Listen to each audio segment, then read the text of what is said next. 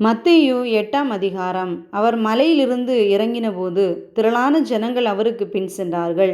அப்பொழுது குஷ்டரோகி ஒருவன் வந்து அவரை பணிந்து, ஆண்டவரே, உமக்கு சித்தமானால் என்னை சுத்தமாக்க உம்மால் ஆகும் என்றான். இயேசு தமது கையை நீட்டி அவனை தொட்டு, எனக்கு சித்தமுண்டு, சுத்தமாகு என்றார். உடனே குஷ்டரோகம் நீங்கி அவன் சுத்தமானான்.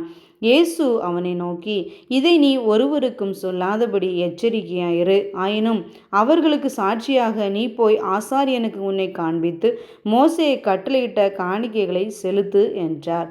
இயேசு கப்பர்நகூமில் பிரவேசித்தபோது 100க்கு அதிபதி ஒருவன் அவரிடத்தில் வந்து, ஆண்டவரே, என் வேலைக்காரன் வீட்டிலே திமிர்வாதமாய் கிடந்து கொடிய வேதனைப்படுகிறான் என்று அவரை வேண்டிக் கொண்டான். அதற்கு இயேசு, நான் வந்து அவனை சொஸ்தமாக்குவேன் என்றார்.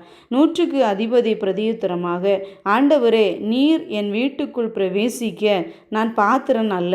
ஒரு வார்த்தை மாத்திரம் சொல்லும், அப்பொழுது என் வேலைக்காரன் சொஸ்தமாவான். நான் அதிகாரத்துக்கு கீழ்ப்பட்டவனாயிருந்தும் எனக்கு கீழ்ப்பட்டிருக்கிற சேவகரும் உண்டு.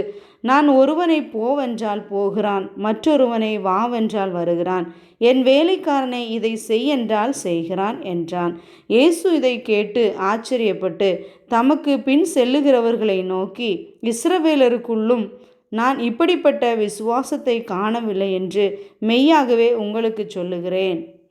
அநேகர் கிழக்கிலும் மேற்கிலும் இருந்து வந்து பரலோக ராஜ்யத்தில் ஆபிரகாம், ஈசாக்கு, யாக்கோபு என்பவர்களோடே பந்தி இருப்பார்கள். ராஜ்யத்தின் புத்திரரோ புறம்பான இருளிலே தள்ளப்படுவார்கள். அங்கே அழுகையும் பற்கடிப்பும் உண்டாயிருக்கும் என்று உங்களுக்கு சொல்லுகிறேன் என்றார். பின்பு இயேசு 100க்கு அதிபதியை நோக்கி, நீ போகலாம், நீ விசுவாசித்தபடியே உனக்கு ஆக கடவுது என்றார். அந்த நாழிகையிலே அவன் வேலைக்காரன் சொஸ்தமானான். இயேசு பேதுருவின் வீட்டிலே வந்து அவன் மாமி ஜுரமாய் கிடக்கிறதை கண்டார். அவர் அவள் கையை தொட்ட உடனே ஜுரம் அவளை விட்டு நீங்கிற்று. அவள் எழுந்திருந்து அவர்களுக்கு பணிவிடை செய்தாள். அஸ்தமனமான போது பிசாசு பிடித்திருந்த அநேகரை அவரிடத்தில் கொண்டு வந்தார்கள். அவர் அந்த ஆவிகளை தமது வார்த்தையினாலே துரத்தி பிணியாளிகள் எல்லாரையும் சொஸ்தமாக்கினார்.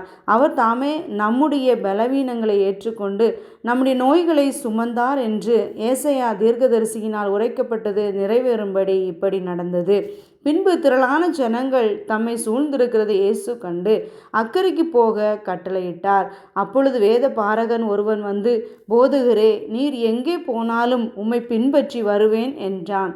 அதற்கு இயேசு, நரிகளுக்கு குழிகளும் ஆகாயத்து பறவைகளுக்கு கூடுகளும் உண்டு, மனுஷகுமாரனுக்கோ தலை சாய்க்க இடமில்லை என்றார். அவருடைய சீஷர்களில் வேறொருவன் அவரை நோக்கி, ஆண்டவரே, முன்பு நான் போய் என் தகப்பனை அடக்கம் பண்ண எனக்கு உத்தரவு கொடுக்க வேண்டும் என்றான்.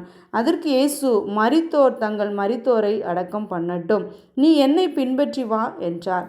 அவர் படவில் ஏறின போது அவருடைய சீஷர்கள் அவருக்கு பின் சென்று ஏறினார்கள்.